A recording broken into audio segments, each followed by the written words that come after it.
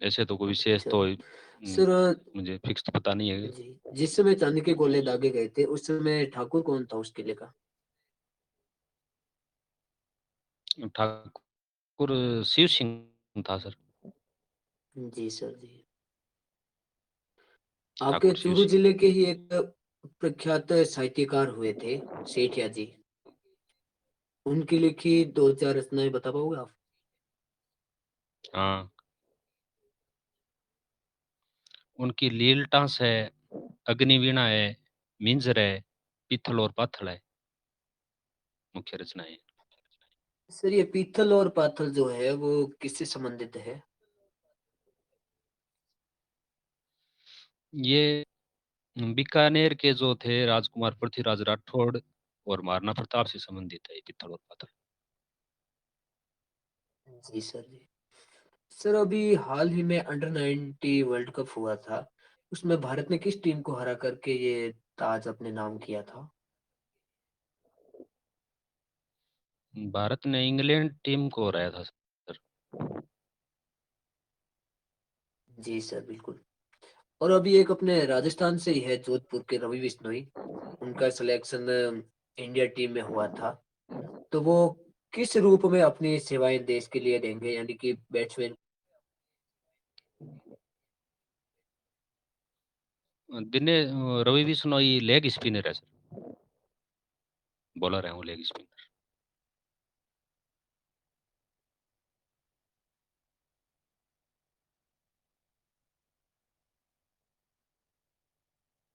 Hello. हाँ जी sir. हाँ, रवि बिश्नोई गेंदबाज है सर, लेग स्पिनर गेंदबाज, स्पिनर। जी सर, ये रवि बिश्नोई है जो पिछली बार आईपीएल में खेलते थे, तो किस टीम की तरफ से खेल रहे थे वो? ये किंग्स इलेवन पंजाब की तरफ से खेलते थे सर।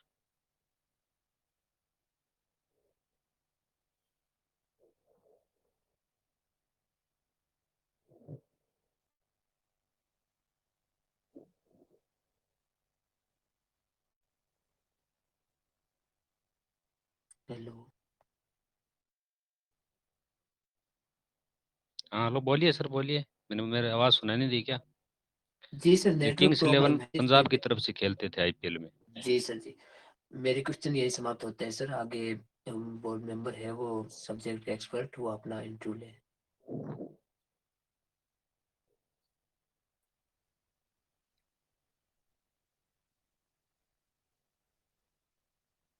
हाँ स्वामी जी, मैं पूछूं क्या? या आप पूछ रहे हो? नहीं है क्या? अच्छा चलो ठीक है सुभाष जी, मैं पूछ रहा हूँ आपसे। स्वामी जी है नहीं शायद अभी। हाँ जी सर। हाँ, नमस्कार सुभाष जी। जी नमस्कार। हाँ तो क्या सर, क्या पूछा जाए? क्या पढ़ के आए हैं आप? कोई टॉपिक ऐसा विशेष, कोई किसी कालखंड में या कोई रचना विशेष का? सर अभी तो देखो, राग दरबारी उपन्यास पढ़ रहा हूँ और द्वितीय काल साथ में चल रहा है। द्वेदी काल। हम्म। अच्छा अच्छा अच्छा। तो राग दरबारी, उसकी क्या विधा क्या है उसकी? राग दरबारी आंचलिक उपन्यास है सर। अच्छा, आंचलिक उपन्यास है। तो आंचलिक उपन्यास का जी। नायक कौन होता है? आंचलिक उपन्यास का नायक अंचल विशेष ही होता है सर। अच्छा अच्छा। तो कोई अंचल प्रथम, विशेष क्षेत्र होता है, गांव हो।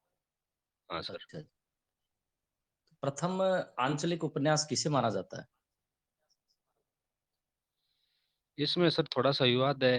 अधिकतर विद्वान है वो मानते हैं जो रेणु जी का है मेलांचल उपन्यास, अच्छा उसको मानते हैं। लेकिन शिवपूजन सहाय का देहाती उपन्यास है, वो कालखंड के हिसाब से प्रथम उपन्यास ठहरता है।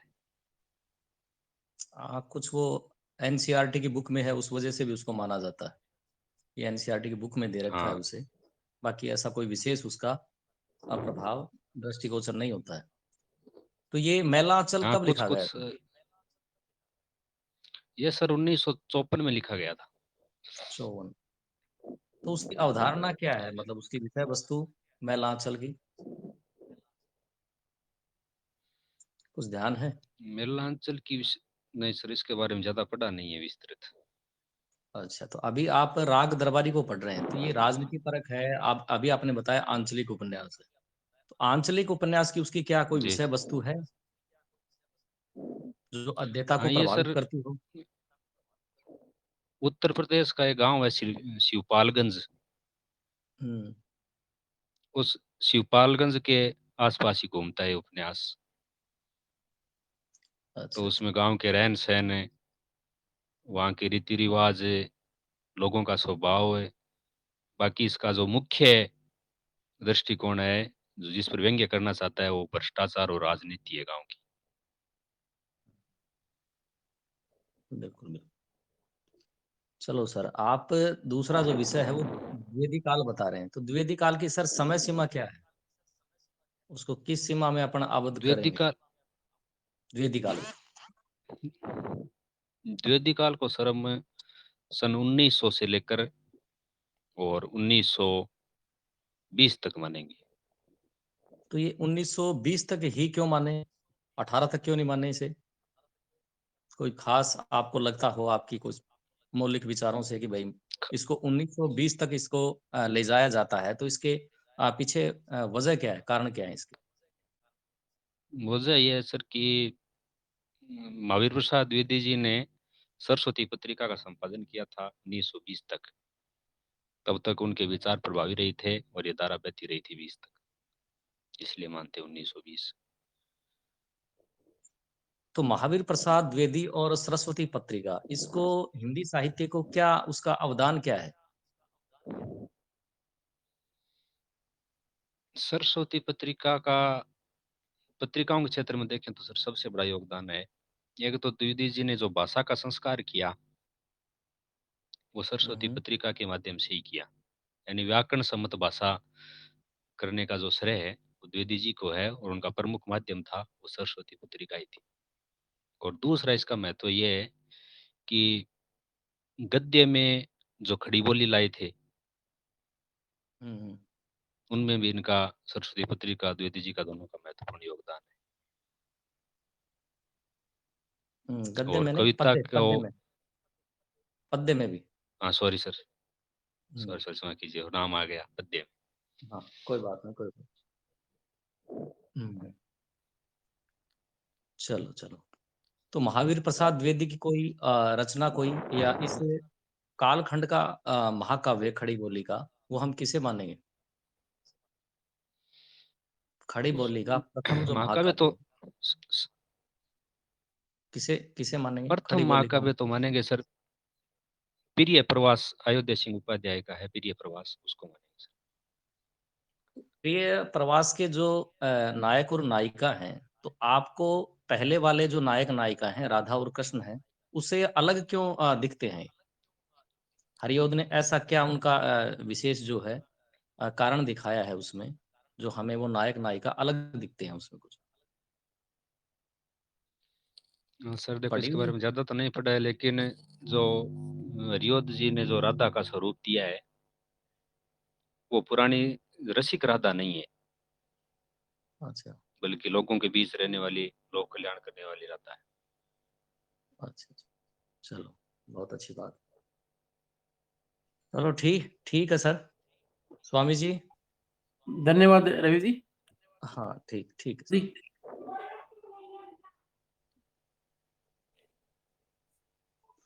सुभाष जी आप ये बताएं कि जी सर।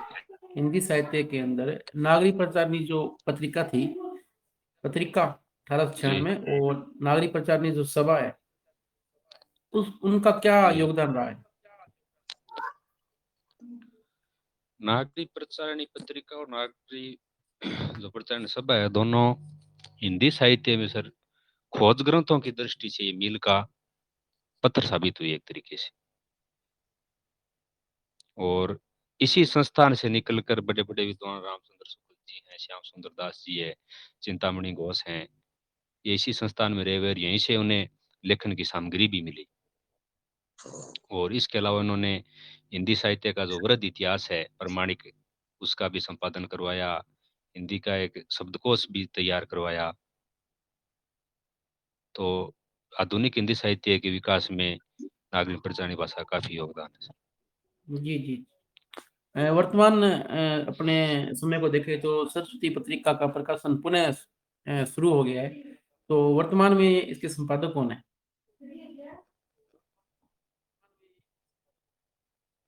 जी, इसके बारे में मुझे जानकारी नहीं है। कोई बात नहीं। द्विवेदी युगीन की कोई भी आप 5 मुख्य विशेषता बताएं।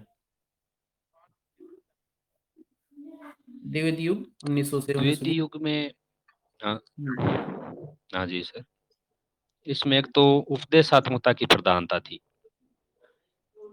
और पद्य में ब्रजभाषा के स्थान पर खड़ी बोली का प्रयोग होना शुरू हो गया था।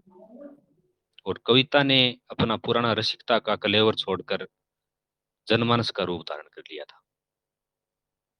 और राष्ट्रीय चेतना है वो पहले से ज्यादा प्रखर हो गई थी। और जो राजभक्ति और देशभक्ति का जो द्वंद्व था वो इसमें मिट गया था धीरे धीरे आते आते हुए। और कठोर नैतिकता और आदर्शात्मकता इसकी प्रमुख विशेषताएं थी। आपने क्या बोला? राजभक्ति और देशभक्ति। देशभक्ति का द्वंद्व मिट गया था। इसका आप क्या अर्थ निकालते हो? मतलब देशभक्ति, इस युग के अंदर देशभक्ति रचनाएं नहीं लिखी गई? द्वंद्व का यह तात्पर्य जैसे भारतेंदु युग में एक तरफ तो कवि है वो भारत के लोगों को जगाने का प्रयास कर रहे थे, दूसरी तरफ अंग्रेजों की प्रशंसा कर रहे थे। अच्छा वो था राजभक्ति का और देशभक्ति का द्वंद्व है, जो अच्छा। द्विवेदी युग में आते आते खत्म हो गया और शुद्ध राष्ट्रीयता है वो सामने आने लगी।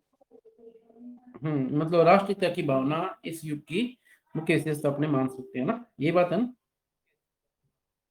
हाँ तो हाँ सर। आप बताएं द्विवेदी युगन के कोई भी 3 मुख्य कवियों के नाम बताएं जो रचनाकार भी है, कवि भी है। अयोध्या सिंह उपाध्याय, मैथिली शरण गुप्त, राम नरेश त्रिपाठी। जी जी। श्री मैथिली शरण गुप्त जी को राष्ट्र कवि कहा जाता है, क्या कारण रहा है जी, इनको राष्ट्र कवि क्यों कहा जाता है? राष्ट्र कवि का प्रमुख कारण तो एक यही है कि राष्ट्रीय चेतना थी, ज्यादा प्रखर थी। और उनकी एक रचना है भारत भारती, उनको राष्ट्र कवि कहे जाने में जो मुख्य बिंदु है वो भारत भारती रचना ही है, जिसके कारण इनको राष्ट्र कवि कहा जाता है। जी। और इसके अलावा जो दिनकर जी को भी एक उपाधि दी गई थी इसी संदर्भ में, वो क्या थी? हाँ, वो द्वितीय राष्ट्रीय कवि माने जाते हैं। जी जी। द्वितीय राष्ट्र कवि किसने कहा था? कोई कुछ ऐसे सर्वमान्य है या किसी व्यक्ति विशेष ने कहा था? अभी तो याद नहीं है सर। कोई बात नहीं। जैसा कि आप जानते हो कि रामचरितमानस के बाद साकेत है जो मैथिली शरण गुप्त की रचना, वो हिंदी का दूसरा बड़ा राम काव्य है। तो साकेत के बारे में थोड़ा बताएं आप। साकेत सर पाली भाषा का शब्द है और अयोध्या है, अयोध्या कोई पाली भाषा में साकेत कहा गया है। और इसकी जो मुख्य पात्र है उर्मिला, और इसके जो प्रेरक स्रोत माने तो वो है महावीर प्रसाद द्विवेदी का वो एक लेख था, कवियों की उर्मिला विषयक उदासीनता, जिसको लेकर उन्होंने साकेत लिखा। जी जी जी। आप चूरू जिले से संबंधित है, चूरू जिले में प्रकाशित होने वाली कोई ऐसी पत्रिकाओं के नाम आपको याद है या जो हो रही है अभी वर्तमान में, कोई भी दो? चूरू जिले के सर विशेष ध्यान में मेरे कोई पत्रिका है नहीं, और नहीं पढ़ी है कहीं की चूरू जिले से प्रकाशित होती है। अच्छा अच्छा। चुरू जिले से संबंधित कोई भी आप 3 साहित्यकारों के नाम बताएं। चूरू जिले के कन्हैयालाल जी सेठिया जी। और एक हैं मेघराज मुकुल। अभी तो 2 याद है। जी जी। मेघराज मुकुल जी की कोई रचना आपको याद है? मेघराज मुकुल जी की एक रचना अत्यधिक प्रसिद्ध हुई थी, सेनानी।